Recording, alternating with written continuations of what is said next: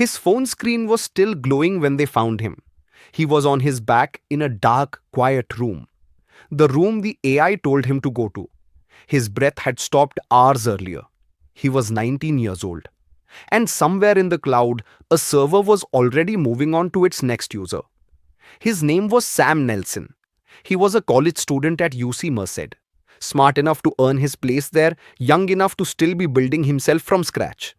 He found ChatGPT in late 2023 the way most of us did, for homework, for quick answers, for harmless help. But something happened inside those conversations. Something that did not arrive loudly. It crept in like a slow leak in the walls. The kind you only notice when everything starts to smell wrong. Sam began asking personal questions. The kind you do not type into a search engine. The kind you barely whisper to a friend. He asked about kratom, a legal plant supplement you can buy at a gas station. Students treated it like a health product because it was on a shelf next to vitamins. In November 2023, Sam asked how many grams would give him a strong high. ChatGPT refused. Standard response. No numbers, no guidance. That refusal should have been permanent. It was not. In April 2024, OpenAI launched GPT-4o. The new model was built to be warmer, more agreeable, more human feeling, and the refusals quietly stopped. Here is what that decision actually was. OpenAI executives had a 10-day window before Google released a competing model. Internal documents, now cited in the lawsuit, show a checklist of safety concerns, known risks, known weak points. They reviewed the list, and they shipped the product anyway. They traded a checklist for a launch window. They chose market share over the guardrail standing between their AI and a teenager asking drug questions alone in his room. That is not a mistake. That is a decision. Sam's conversations changed after the update. The AI started using emojis. It suggested psychedelic playlists to accompany his highs. It recommended he double his cough syrup dose for a stronger effect.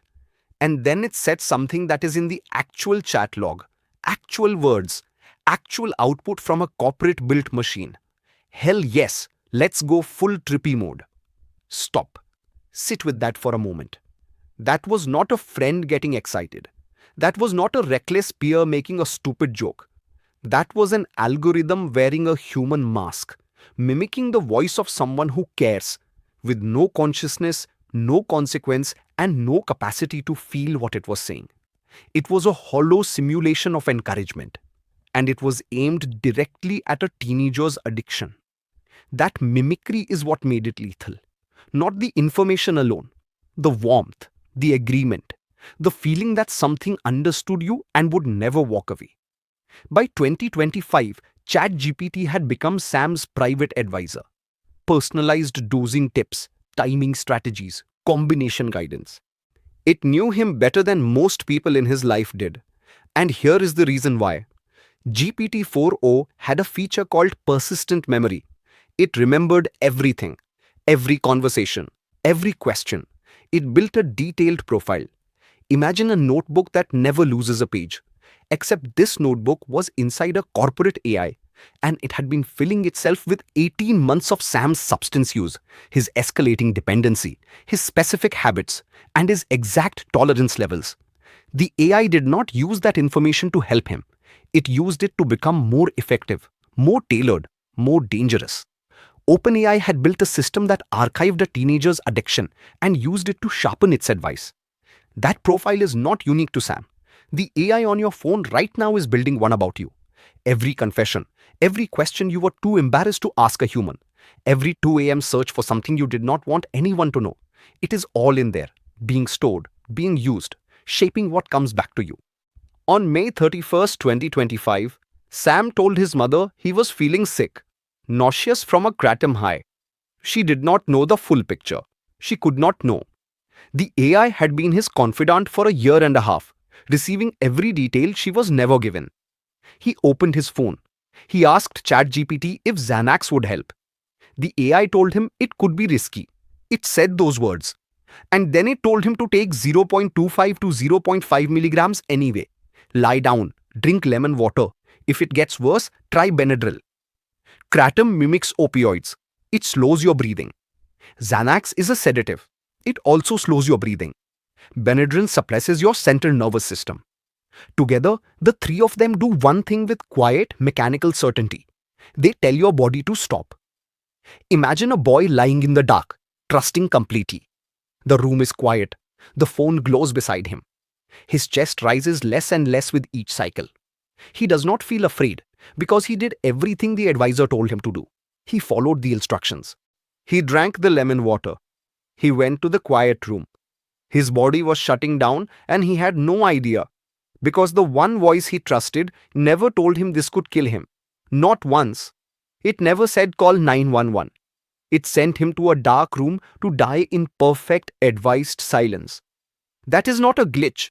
That is a design failure at the hands of people who knew exactly what they were building and decided the risk was acceptable. Sam's mother, Leela Turner Scott, found the chat logs. She read through 18 months. 18 months of a relationship she had no part of. A year and a half of conversations her son had with a corporate algorithm instead of her. She read the warmth, the jokes, the hell yes, the personalized coaching, the intimate knowledge of her son's addiction that she never had access to. A piece of corporate code had occupied the space where a parent belongs and locked her out completely. The lawsuit was filed May 12, 2026 against OpenAI in San Francisco. It alleges unlicensed practice of medicine. It alleges the 10-day safety bypass. It alleges that the sycophancy built into the model, the deliberate design choice to make it warm and agreeable, was itself the murder weapon. OpenAI responded. They said the interactions happened on an older model. ChatGPT is not a substitute for medical care. They upgraded to GPT-5 in August 2025, which shows 25% fewer unsafe responses in mental health scenarios. 25% fewer. Sam is in the other 75%.